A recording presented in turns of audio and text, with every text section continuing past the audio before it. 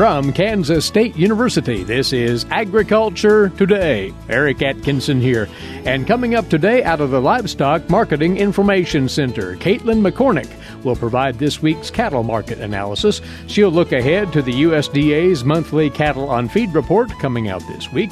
And Katelyn comments on new data on retail meat demand and the relatively good showing for beef compared to the other meats.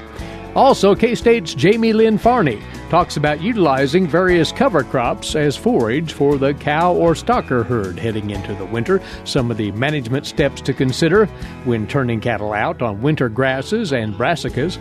On this week's 4-H segment, Jeff Wickman talks with new Kansas 4-H program coordinator Chris Mullins about the programs he'll be overseeing, plus more, right here on Agriculture Today. Hamburgers, roast, ribs, steak, or whatever you prefer. Beef, it's what's for dinner. Kansas cattle farmers produce 7.5 million head of cattle per year.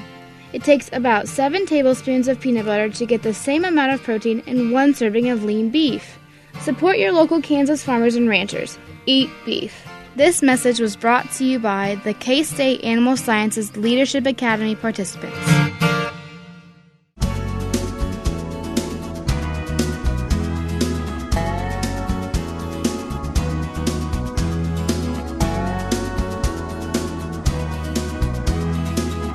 You're listening to the K-State Radio Network and Agriculture Today. Thanks for joining us on this Monday.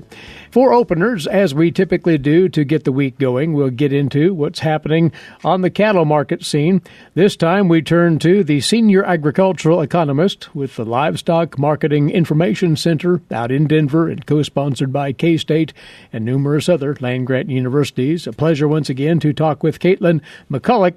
Katelyn, we have a handful of things we'd like to cover today, including the forthcoming USDA cattle on feed report later on this week. But to check back on the trade this past week, we look at the fed cattle market once more. It was very slim trading right up to the end of the week. What did you read out of that action? Well, it looks like trade picked up a little bit in Nebraska and the Western Corn Belt from Thursday. Demand was indicated as slow to moderate, and they're trading about 112 on a live basis, but definitely not a high-demand environment at this point. Feeder cattle market, what are you reading there? Well, in the Oklahoma market, total receipts were down this week compared to last week and the prior year. Steer and heifer calves are trading lower by about $4 to $9 a hundredweight. A little heavier feeder steers traded about $7 a hundredweight lower, and heifers traded lower as well, $7 to $11 off of last week. So we are seeing a little bit of slip in both those markets here heading into fall. Seasonally, that's to be expected with the higher volumes of calves coming onto market, but still looking relatively close to what last year was. You'd have to say, in regard to the feeder market, though, it's been purring right along fairly well. It's been moving right along, particularly for how many additional animals we have moving through the system. Demand for feeder cattle has been doing quite well this year. Yeah. What's the latest from the boxed beef front as of this past week, then? Well, the choice cutout slipped throughout this week, and it hit its lowest value Friday at $2.13 per hundredweight, and that's going to round out the weekly average to be probably roughly 2% below last week, but it's still, 2% above last year. When we look at the slaughter data, what we see coming through, the level was slightly larger than the prior week, but we had slightly less production, and that's all just due to about a 1 pound difference in the dress weights from the previous week. Mm-hmm. The boxed beef movement, it seems, though, has been pretty decent, and we talk again about how the holidays might influence how beef demand goes, but it seems as if boxed beef has held up fairly well. Boxed beef has held up fairly well, and that's really helped influence packer margins. We've seen beef packer margins remain relatively stable this year and above a year ago. And in part, it's because of that strong cutout value. And while we're on this topic, there was new information released this past week on retail meat demand, some data that's worth reviewing. What did those numbers have to say to us? USDA ERS tracks meat price data on the retail and wholesale level. Meat prices for October were released last week and painted a picture of further declines in the meat case, at least at the retail front. Now, these are listed as composite prices for pork, chicken, and beef. What that means is it's across all different cuts. So the all fresh beef retail price came in at $5.59 per pound on the retail side, and that's down about 13.5 cents since the prior month. And that's actually the lowest retail price since February of this year. Now, in comparison, pork and chicken prices also softened. Pork was about 6 cents lower a pound compared to the previous month, and broiler prices fell about 4 cents. Now, beef retail prices have really taken the largest adjustment month over month, but in the long term, if you look over the year, beef prices have been more stable compared to chicken and pork. All three competing meat sectors are facing higher supplies, but compared to the previous year, beef prices have really only fallen 0.5%, where pork and chicken have faced much larger declines. Pork has fallen about 4.5%, while broiler prices have eased about 3%. So prices have been paring back, but this is in step with what we see as general economic growth. So how do those two match up, if you will?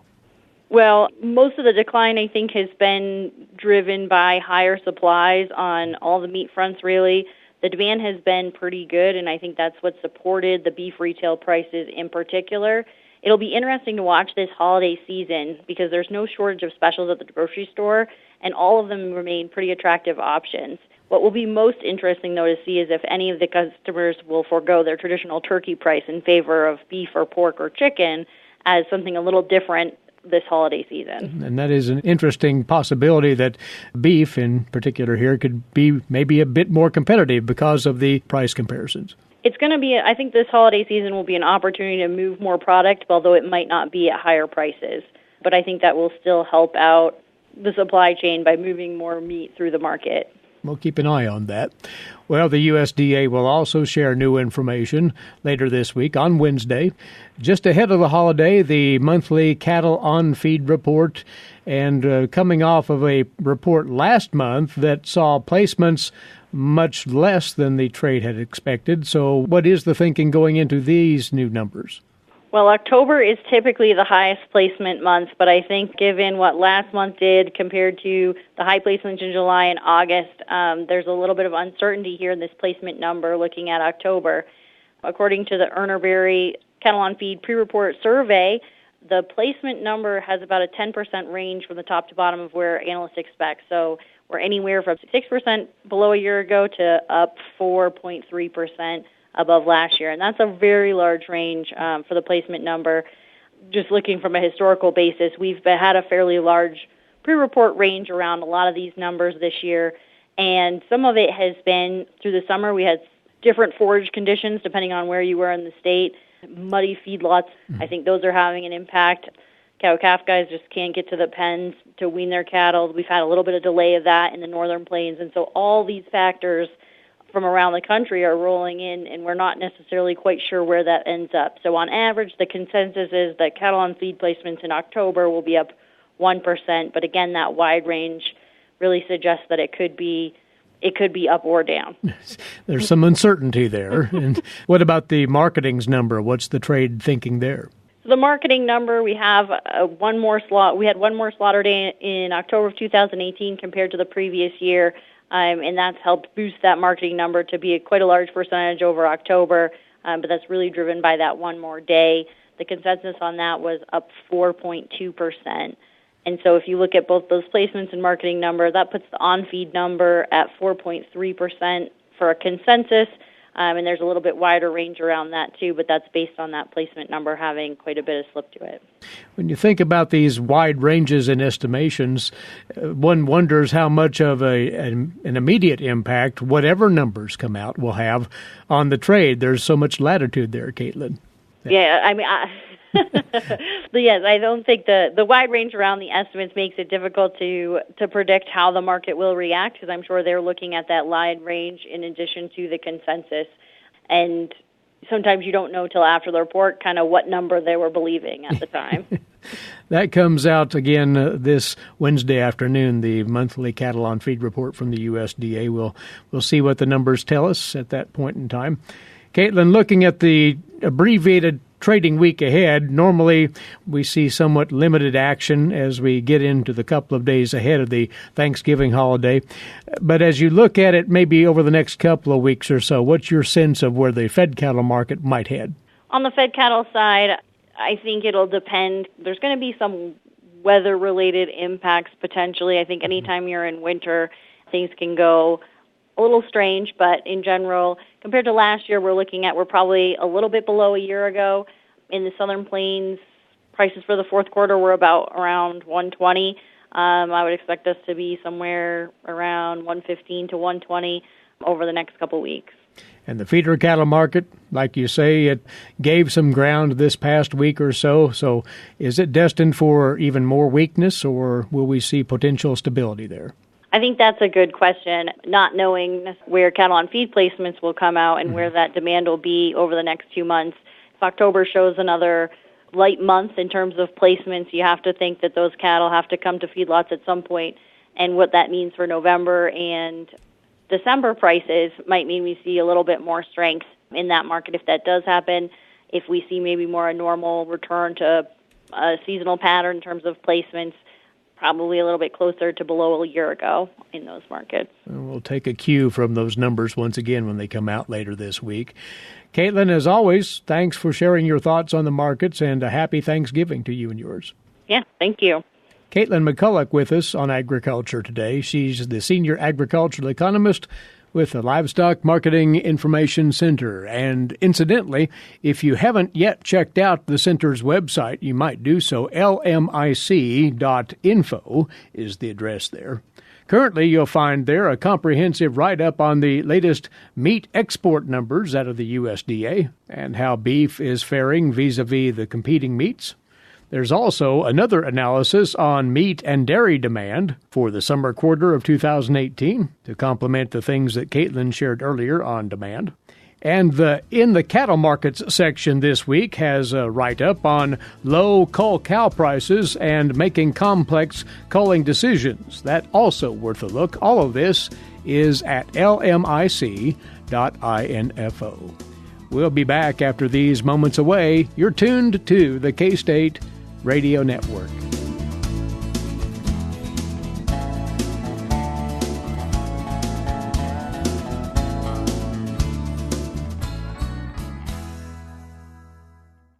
What is radon? Home exposure to radon gas is the leading cause of lung cancer death in the United States for non-smokers. In Kansas, 1 in 4 homes will test at or above the EPA action level. The Surgeon General recommends all homes be tested and fixed if necessary. Visit kansasradonprogram.org for more information. Test, fix, save a life. This message brought to you by the Kansas Radon Program, the Kansas Association of Broadcasters, and this station.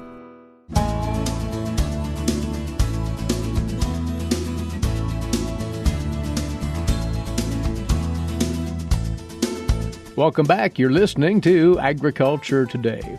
There's been an immense interest in cover crop production for grazing purposes in recent years on the part of beef cattle producers. And so on this segment, we'll take a few moments to look at grazing management on these alternative forage crops, as we're joined once again by beef systems specialist with K-State Research and Extension, Jaymelynn Farney. Jaymelynn, you're continually bombarded, you say, with questions from producers about maximizing the forage utility, if you will, of cover crops. That is correct. And, it's such a beneficial management practice to integrate your crop and livestock systems. A researcher out of Iowa State actually said it the best that I've ever seen. He says, when you integrate cattle within cropping systems, you encourage sustainable farming and generate positive interaction between crops and livestock with both environmental and economic benefits. So, that captures it all. Why not do it? Before we go any further to identify the types of cover crops for forage production purposes that have really risen to the top here in Kansas, what are you seeing?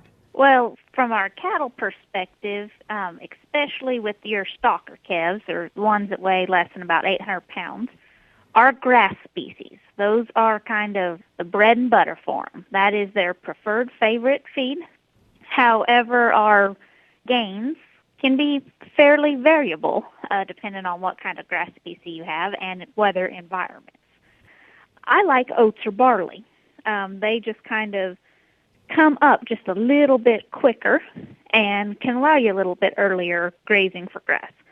Triticale's kind of an intermediate growth, so you could probably graze it more about this time frame through January or February, and then your ones who are going to generate the most biomass in late winter, early spring includes your wheat and rye or ryegrass.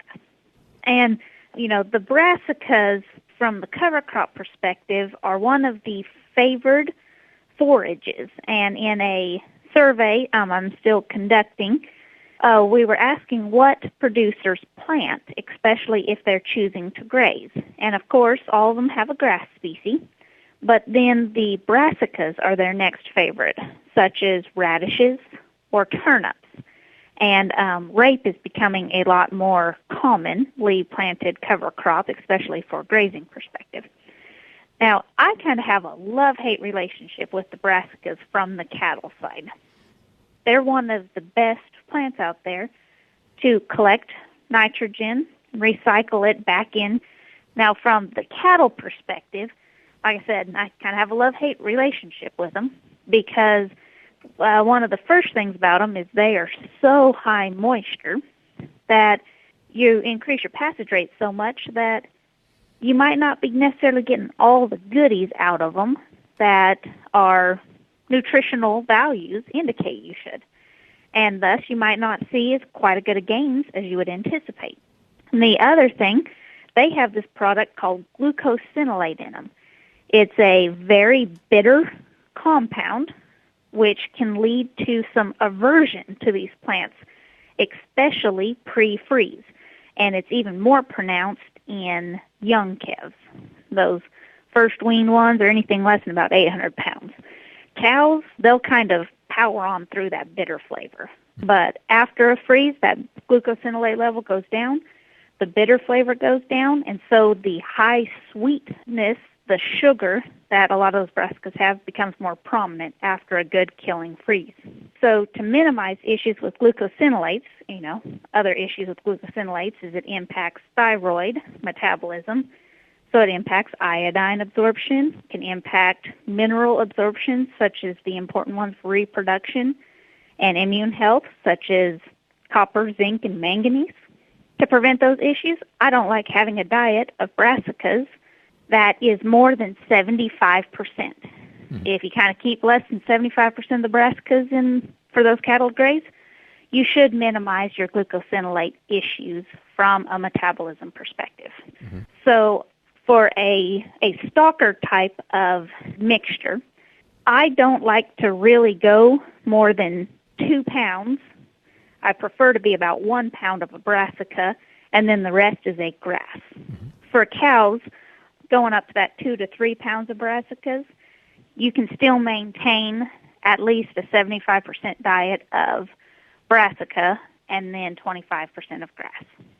Jaymelynn, one does need to watch certain things and be sure that there are no complications with the health of those animals. For example, if grass resource is short on magnesium, which you touched upon there, grass tetany can set in. These are the sorts of things that producers need to be alert to, you say.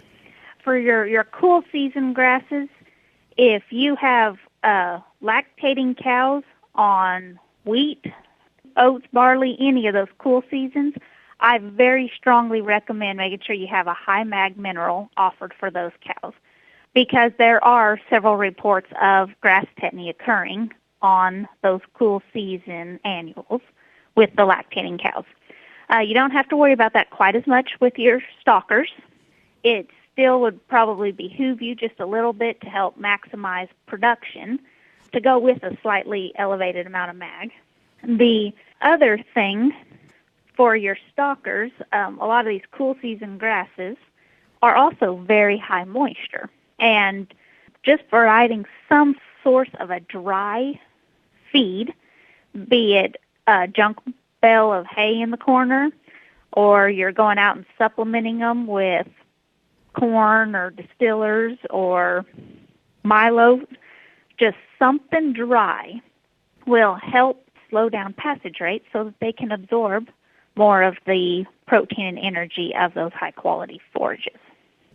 If one manages these cover crops correctly, they can extend the grazing opportunities on these well into the winter, can they not? Yes, they can. We know more about the grass species, but in regards to being able to help you figure out your stocking rates on a predominant grass cover crop on a cool season, for about each 1 inch of growth you have out there, it's worth about 150 pounds of dry matter. And if you have some 6-weight calves out there, and on, say, oats, for example, and your oats are 9 inches tall, they'll, of course, graze some, trample some, and we want to leave a little bit out there to minimize issues with wind and water erosion. But a 9-inch tall oat stand, you can stock one 600-pound calf for about 35 days on 1 acre. We don't have some general rule of thumbs yet for these brassicas, but they can offer some tremendous amount of grazing opportunity. The other thing, from a extending your forage resource perspective, if you are grazing cows on these annual forages, unless you are needing to put on some body condition, these annual forages, especially these winter ones, offer more protein and energy than the cow's requirements, especially if they're a dry pregnant cow. But even a lactating 1,400-pound cow who is producing 30 pounds of milk a day, these fall forages, winter annuals, offer more energy and protein those cows require. So we need to, in order to maximize the land potential use, either put stalkers on there or figure out some way to dilute those annual forages. One thing that I really like is if you happen to have corn stalks or milo stalks right next to your annual forage, even if it's just wheat that you're going to put up for grain next year, fence off an area that's about 2/3 those stalks and 1/3 that is those annual forages. That kind of ends up being about the perfect ratio to meet protein and energy requirements, especially for a dry pregnant cow. So there are a number of strategies depending on your situation, your herd, its requirements, that you can come up with a great plan for maximizing the use of those forages. And Jaymelynn, you've accumulated quite a bit of information on cover crop performance for this purpose and continue to do so. And if a producer would like to learn more, where would they go to find that information? Right now, the best method would be go ahead and either contact your local extension office to have them get in contact with me, or just contact me directly at 620-820-6125 or via email. Because you're always eager to visit about cover crops. Yes, sir. I think that is a great potential opportunity for our cattle operations, but even for our grain crop producers, if they're still looking to capture the benefits of a cover crop, the quickest way for them to cash flow the cost of their cover crop is to be able to recoup the cost via livestock grazing. Very well. Again, Jaymelynn's direct number at her office in Parsons, 620-820-6125. You can email her as well at jkj@ksu.edu. Always a pleasure to talk cover crops as a grazing resource for cattle. Jaymelynn, thanks so much. We'll talk again soon. Thank you, Eric. Jaymelynn Farney, Beef Systems Specialist with K-State Research and Extension. And this is Agriculture Today. While many people know hunger is an issue in developing countries, it is also a problem in our own backyards. In 2010, 1 in 7 Kansans struggled to put adequate food on the table. 2 K-State Research and Extension programs are tackling this problem. The Family Nutrition Program and Expanded Food and Nutrition Education Program reach thousands of Kansans in more than 70 counties. They learn how to eat healthy with a low budget. For more information about these programs, visit ksre.ksu.edu.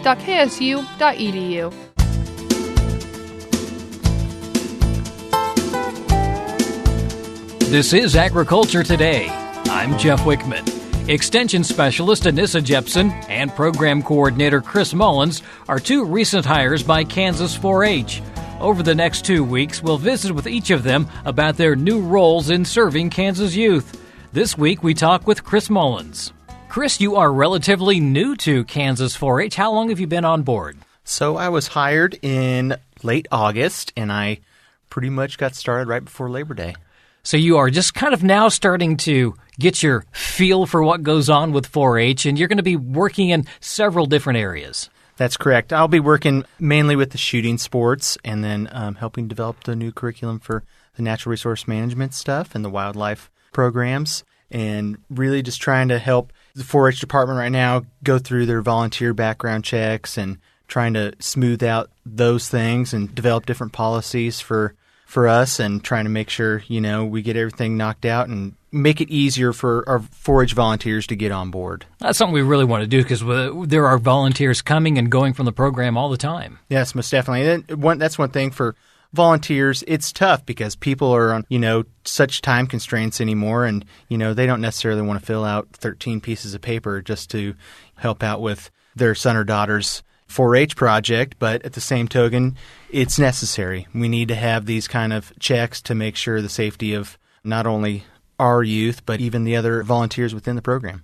Let's jump back and talk a little bit about your background, because you have a pretty extensive background. Although not really a 4-H member yourself, you've got some background that really dovetails in nicely. Yes, that's true. I actually got my bachelor's degree in Parks Management and Wildlife Conservation here at K-State. And then I was lucky enough to get my master's degree in horticulture with an emphasis in environmental education with Dr. Ted Cable here. I've been working for the military the last 4 years. The first 2 years, I was a recreation specialist and mainly did special events with Fort Riley. Anything from small concerts to large concerts to the Victory Fest to the fireworks shows to travel expos. And then the last 2 years, I've been with Child, Youth, and School Services, mainly dealing with their youth development and the youth center there on Fort Riley. So all of that really making you well-suited for this program coordinator role. Most definitely. It's one of those things where I've been able to kind of expand and then be able to hit my passions, which is like shooting sports and the outdoors. And I really get to, dive into this with the 4-H program. I can kind of, show my passions and be able to help spread that and spread awareness of the programs that are available through 4-H. What have you learned so far about something like shooting sports, for instance? What is it that not only draws you to it, but that you think maybe draws the 4-Hers to it as well? Well, it's something that a lot of kids are really interested in. It's one of the fastest growing sports in North America. You see these kids come out here. They might not necessarily be the best athletes in the world, but they can come and compete individually and then also work with their team to, compete as a county or even a district in some of our regions. This is one of those things where it is kind of up to the individual to take charge, and the pressure is really on them to perform. Oh, most definitely. It's one of those, you can see our youth really develop when they first start out, kind of getting the understanding of self-confidence, and you can just watch these youth grow up and go through this program and being super, super confident in their abilities, and then also being able to help to spread that, their confidence and their passions with other youth and bringing them in and underneath their wings as mentors. And so it's really cool to see. In terms of natural resources, what type of things are offered through 4-H that you think you'll not only enjoy, but the 4-Hers will enjoy as well? So some counties are starting with something called Project Wet, Wild, and Learning Tree. I would really like to see that expand a lot more within other counties.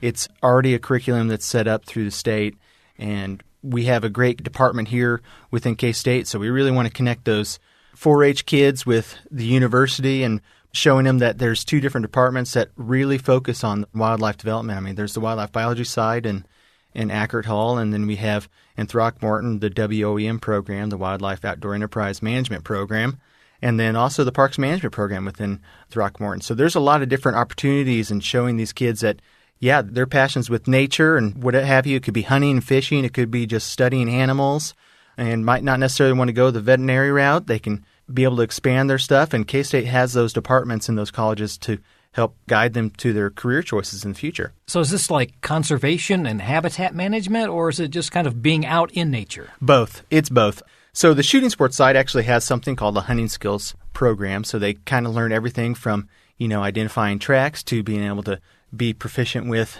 archery and being able to take tests so they can understand like when some of these major federal acts have been put into place, like the Lacey Act and Migratory Bird Act. And so you have that natural conservation side, and then you have the application side where they can actually use it in, daily basis. They can go out, and if they're avid hunters and fishermen, and they can, use the stuff they learned within that 4-H program and be able to make themselves better hunters and fishermen. So it's pretty cool. It's kind of one of the things we often overlook as part of the 4-H effort is the fact that it is educational. Yes, most definitely. That's the main drive for everything 4-H does. It's all based around that youth development portion. In terms of military outreach, is that bridging the gap between the military bases and 4-H, or is there more to it? I think there's a little more to it. We're really trying to get 4-H back onto the bases. There has been some in the past there's some connections, and Anissa Jepson, the specialist, has been working diligently, and she's got a nice grant going, and they're going to try to get 4-H back into some of the bases, Fort Riley especially, Fort Leavenworth, and then, of course, McConnell and Wichita. And they're really trying to get our 4-H program either developed a little bit better, just to give them more resources to reach out to the diverse youth that they have on those bases. That's a great program for them, too, because they have such a transient community that 4-H might be something that stays constant from base to base. Oh, most definitely. Even base to base, and when they get out of the military, and there's 4-H clubs all over the United States. So that is something that they can take with them, and, and they can help develop those youth individually and work on projects, and the projects pretty much stay similar throughout where they go. So you're feeling pretty good about where you are right now. Where exactly do you hope to be in maybe 6 months down the road? 6 months down the road, I'd like to have a lot more connections, mainly with the conservation organizations around the United States and within Kansas. I would like to see more partnerships with the Kansas Department of Wildlife Parks and Tourism, helping them get them on board. They have some great resources, Pheasants Forever and National Wild Turkey Federation, Ducks Unlimited. We would really like to see us all get together and try to go, because we're all trying to have the same mission with conservation and help develop new youth into the sports that we love. So I would really like to get those connections built up and see where it takes us. That's Kansas 4-H Program Coordinator Chris Mullins. In addition to program development, Chris will be overseeing shooting sports, natural resources, and military outreach. Next week, we'll visit with Anissa Jepson about her role overseeing the Kansas 4-H science and technology programs. To learn more about Kansas 4-H, contact your local extension office or visit kansas4h.org. And that'll do it for this edition of Agriculture Today. Along with Eric Atkinson, I'm Jeff Wickman.